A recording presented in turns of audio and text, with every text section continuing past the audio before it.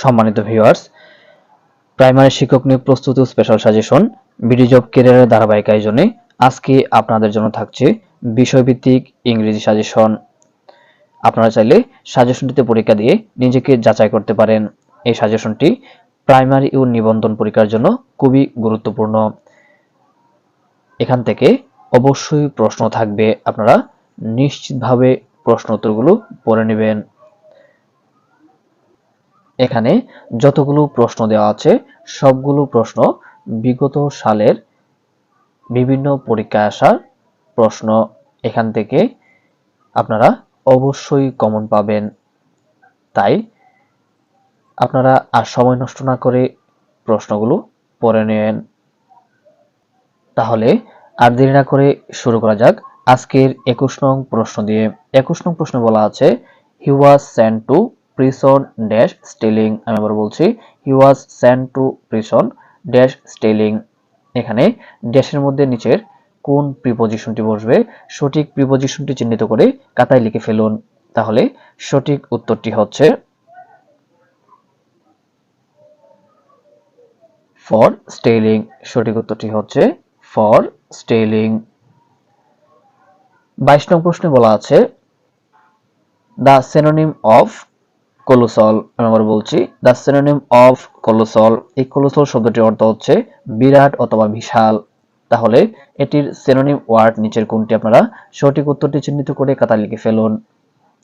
সঠিক উত্তরটি হচ্ছে ভাস্ট। সঠিক উত্তরটি হচ্ছে ভাস্ট, অর্থাৎ এটির অর্থ বিশাল বা অতি বৃহৎ।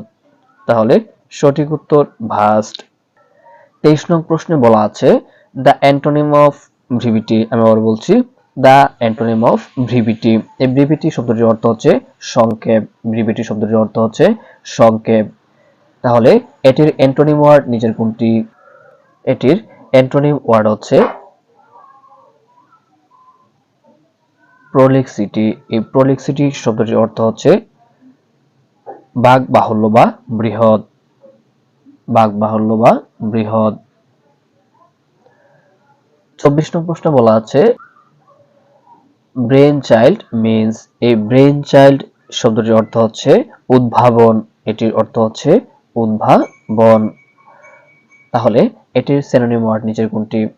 সঠিক উত্তরটি হচ্ছে এ পারসনস আইডিয়া, অর্থাৎ উদ্ভাবন। এ পারসনস আইডিয়া অর্থ উদ্ভাবন।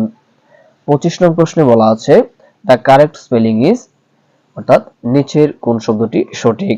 সঠিক শব্দটি চিহ্নিত করে খাতায় লিখে ফেলুন। তাহলে সঠিক শব্দটি হচ্ছে adulteration. A D U L T E R A T I O N. এই অ্যাডাল্টারেশন হচ্ছে সঠিক শব্দ।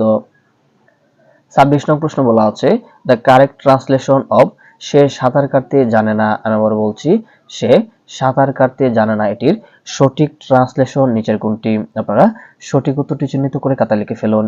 তাহলে সঠিক উত্তরটি হচ্ছে he does not know how to swim. He does not know how to swim. সে সাঁতার কাটতে জানে না। 27 নং প্রশ্ন বলা আছে, when the police arrived the criminal dash already escaped. আমি আবার বলছি, when the police arrived the criminal dash already escaped। এখানে ড্যাশের মধ্যে নিচের কোন উত্তরটি বসবে সঠিক উত্তরটি চিহ্নিত করে খাতায় লিখে ফেলুন। তাহলে সঠিক উত্তরটি হচ্ছে had। এই had already escaped। 28 নং প্রশ্ন বলা আছে, the work was done dash hast। আমি আবার বলছি, the work was done dash haste. এখানে ড্যাশের মধ্যে নিচের কোন প্রিপজিশনটি বসবে সঠিক প্রিপজিশনটি চিহ্নিত করে খাতায় লিখে ফেলুন। তাহলে সঠিক উত্তরটি হচ্ছে ডান ইন। সঠিক প্রিপজিশনটি হচ্ছে ইন। 29 নং প্রশ্ন বলা আছে, অল ইন অল মিন্স। এই অল ইন অল শব্দটির অর্থ হচ্ছে, পৃষ্ঠটির অর্থ হচ্ছে সর্বে সর্বা। তাহলে এটির সিনোনিম ওয়ার্ড নিচের কোনটি? আপনারা সঠিক উত্তরটি চিহ্নিত করে খাতায় লিখে ফেলুন। এটির সঠিক অর্থ হচ্ছে অল পাওয়ারফুল। এই অল পাওয়ারফুল এর অর্থ হচ্ছে সর্বশক্তিমান।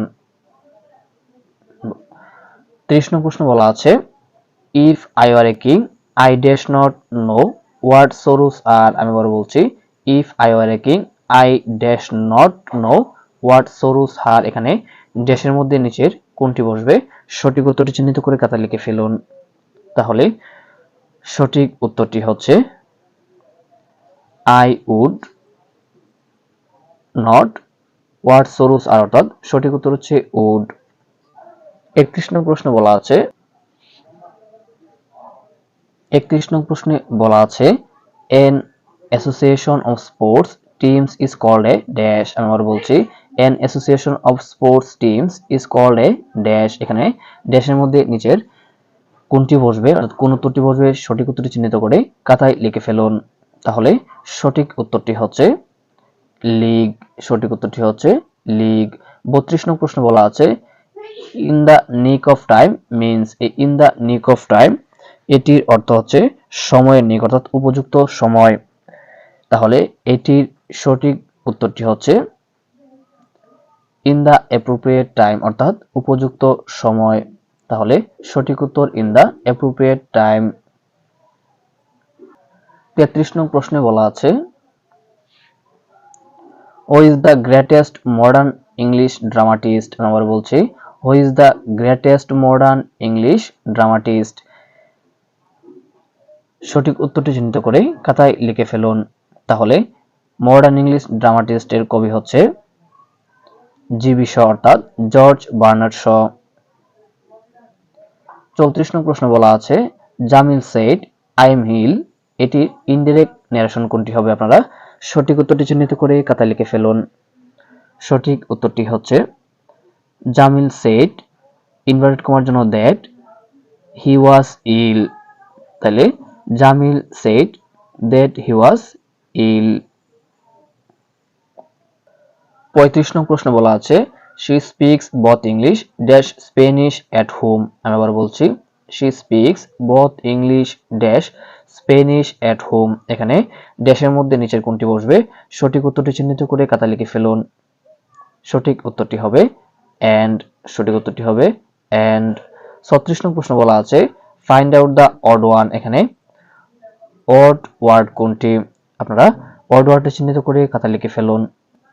সঠিক উত্তরটি হচ্ছে রিড। রিড হচ্ছে এখানে একটি অড ওয়ার্ড। 37 নং প্রশ্ন বলা আছে please keep an dash on the baby. আমি আবার বলছি please keep an dash on the baby. এখানে ড্যাশের মধ্যে নিচের কোন ওয়ার্ডটি বসবে, সঠিক ওয়ার্ডটি চিহ্নিত করে খাতা লিখে ফেলুন। তাহলে সঠিক ওয়ার্ডটি হচ্ছে আই অন দা বেবি। এখানে ই ওয়াই ই আই হচ্ছে সঠিক ওয়ার্ড। 38 নং প্রশ্ন বলা আছে his parents seemed very dash. His parents seemed very dash. এখানে ড্যাশের মধ্যে নিচের কোন উত্তরটি বসবে, সঠিক উত্তরটি চিহ্নিত করে খাতা লিখে ফেলুন। তাহলে সঠিক উত্তরটি হচ্ছে এমিয়েবল। সঠিক উত্তরটি হচ্ছে এমিয়েবল। 39 নং প্রশ্ন বলা আছে হি assured me dash his help. আবার বলছি হি assured me dash his help. এখানে ড্যাশের মধ্যে নিচের কোন প্রিপজিশনটি বসবে, সঠিক প্রিপজিশনটি চিহ্নিত করে খাতায় লিখে ফেলুন। তাহলে সঠিক উত্তরটি হচ্ছে অ্যাসিউরড অফ। এখানে সঠিক প্রিপজিশন অফ। সম্মানিত ভিউয়ার্স, আজকের সর্বশেষ প্রশ্ন 40 নং প্রশ্ন বলা আছে দ্য সিনোনিম ফর বোনাফাইড। এখানে বোনাফাইডি, এই বোনাফাইডি কথাটির অর্থ হচ্ছে আন্তরিক অথবা সত্যি সত্যি অথবা প্রকৃত। এটির সিনোনিম ওয়ার্ড নিচের কোনটি? তাহলে সিনোনিম ওয়ার্ড হচ্ছে জেনুইন। সিনোনিম ওয়ার্ড হচ্ছে জেনুইন, অর্থাৎ আসল বা খাঁটি অথবা আন্তরিক। সম্মানিত ভিউয়ার্স, আজ এ পর্যন্তই। এতক্ষণ বিডি জব ক্যারিয়ারের সাথে থাকার জন্য আপনাকে অসংখ্য ধন্যবাদ।